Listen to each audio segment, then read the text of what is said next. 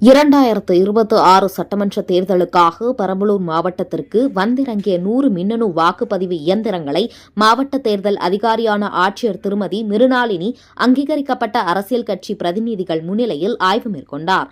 தமிழ்நாட்டில் அடுத்த ஆண்டு 2026 சட்டமன்ற தேர்தல் நடைபெறவிருக்கும் நிலையில் பெரம்பலூர் மாவட்டத்திற்குட்பட்ட பெரம்பலூர் மற்றும் குன்னம் சட்டமன்ற தொகுதிகளில் வாக்குப்பதிவின் போது பயன்படுவதற்காக பெங்களூர் பாரத் மின்னணு நிறுவனத்திலிருந்து பெரம்பலூர் மாவட்டத்திற்கு மின்னணு வாக்குப்பதிவு இயந்திரங்கள் இன்று அதிகாலை கொண்டுவரப்பட்டன.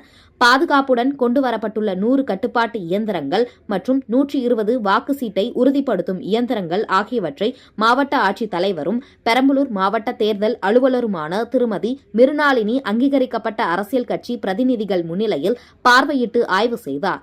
இயந்திர கிடங்கு திறக்கப்பட்டு ஏற்கனவே மின்னணு வாக்குப்பதிவு இயந்திரங்கள் வைக்கப்பட்டுள்ள அறை மற்றும் கண்காணிப்பு கேமரா செயல்பாட்டினை ஆட்சியர் ஆய்வு செய்தார். பின்னர் புதியதாக வந்துள்ள வாக்குப்பதிவு இயந்திரங்கள் அந்த அறையில் வைக்கப்பட்டு அறை பூட்டி சீல் வைக்கப்பட்டது.